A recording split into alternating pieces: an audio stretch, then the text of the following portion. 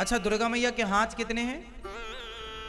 अभी जो दुर्गा मैया घर घर में, गांव गांव में, गली गली आप दर्शन करेंगे, कितने भुजा होते हैं उनके? 8 हाथ क्यों हैं दुर्गा मैया के? दुर्गा मैया के 10 हाथ क्यों नहीं हैं?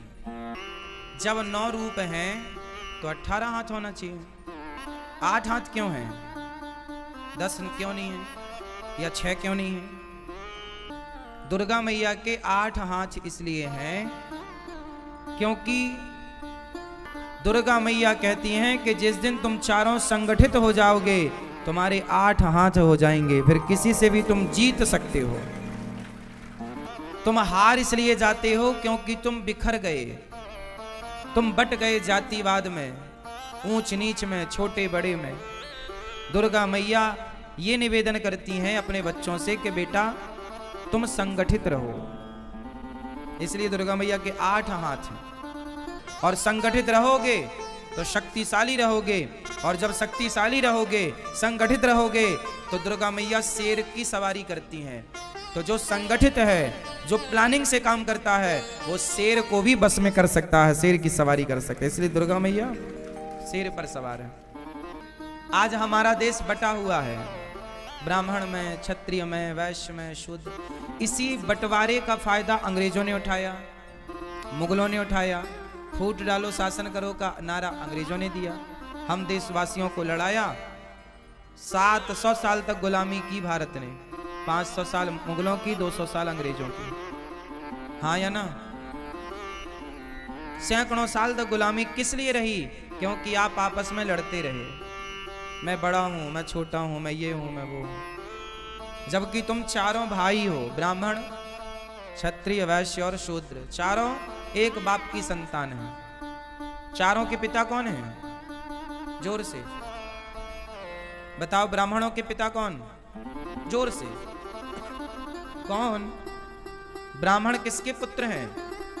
हाँ, भगवान के मुख से ब्राह्मण। क्षत्रिय किसके पुत्र हैं? भगवान की भुजाओं से क्षत्रिय का जन्म। वैश्य किसके पुत्र हैं? भगवान के जंघाओं से। और शूद्र किसके पुत्र हैं? भगवान के चरणों से। तो चारों एक ही बाप की संतान है या नहीं? अब ब्राह्मण है मुंह, क्षत्रिय है भुजा, वैश्य है जंघा और शूद्र है चरण। अब ये बताओ कि आपके शरीर में मुंह, जंघा, भुजा और पांव, चरण, इन चारों में सबसे अधिक महत्वपूर्ण क्या है? क्या एक के बिना भी गुजारा हो सकता है? बोलो। मुख के बिना भी गुजारा नहीं होगा तो भुजाओं के बिना भी गुजारा नहीं होगा।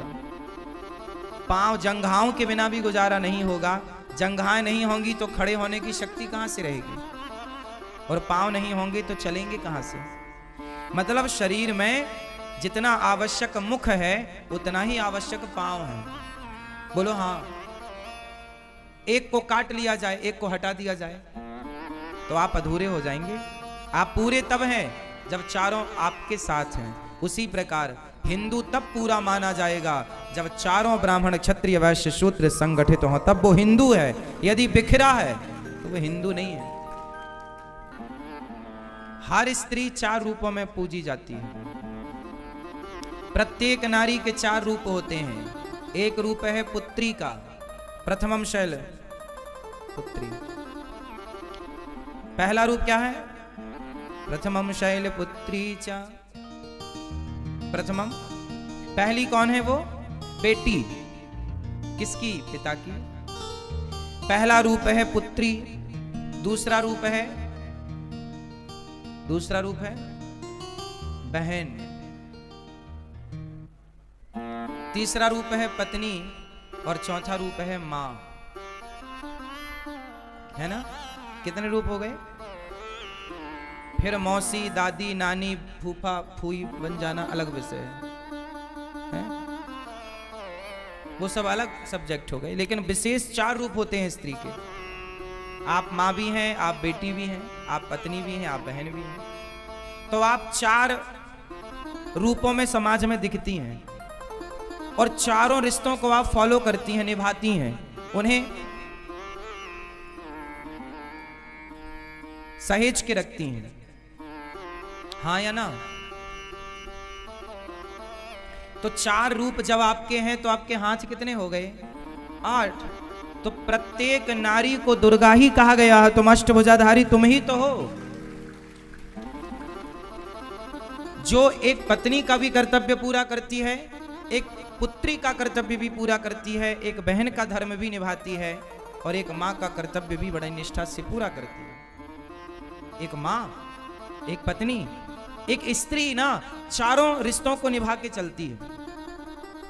अधिकांश स्त्रियां तो निभाती हैं, कुछ ना निभाएं वो अलग सब्जेक्ट है, कुछ की बात नहीं करते हम। क्यों जी? सही है।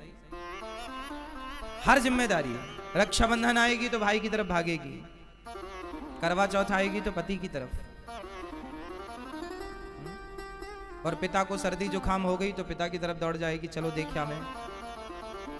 और बेटे के लिए तो 24 घंटे तैयार रहती है, जहां जरूरत पड़ जाए जिस रूप के उस रूप में तैयार है। तो एक स्त्री हमेशा 4 रूपों में दिन रात तैयार है। इसलिए नारी 4 रूपों में पूजी जाती है, और उसके 8 हाथ होते हैं। मतलब 8 हाथ का तात्पर्य है कि वो दो हाथ से हर रिश्ते को थाम करके रखती है, हर रिश्ते को बनाए रखती है, मैनेज करती है, मेंटेन करती है, और रिश्तों को टूटने नहीं देती, हर रिश्ते को निभाती है। इसलिए हर स्त्री दुर्गा है, हर स्त्री को पूजना चाहिए।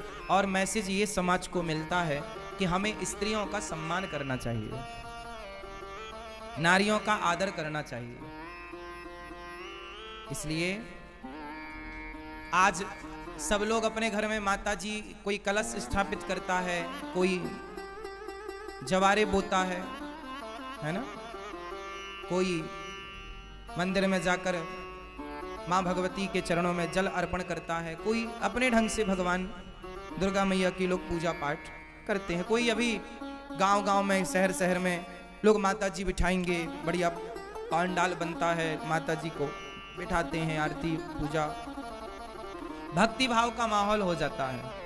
इन दिनों लोगों के विचार भी पवित्र हो जाते हैं। मांस खाने वाले 9 दिन मांस नहीं खाते, शराब पीने वाले 9 दिन शराब नहीं पीते। कुछ लोग ऐसा नियम कर लेते हैं, शराबी लोग भी कर लेते हैं, चलो भैया 9 दिन ना पियो, 9 दिन ना खाओ। ऐसा मतलब ये पूरे प्रकृति को ना एक पॉजिटिविटी देने वाला समय है। 9 दिन मतलब शराबी भी 9 दिन शराब नहीं पीता, इसका मतलब क्या है? ये इन दिनों का ही तो प्रभाव है। मतलब ये कोई सामान्य दिन नहीं है, ये विशेष दिन है। 9 दिन, इन दिनों में की गई पूजा, इन दिनों में किया गया जप तप, नवरात्रि में जो 9 दिन बड़े बड़े योगी अपने साधन को मजबूत करते हैं। ये 9 दिन आप जो भी सिद्ध करेंगे, जो भी जप तप पूजा करेंगे, वह सिद्ध होगी। इसलिए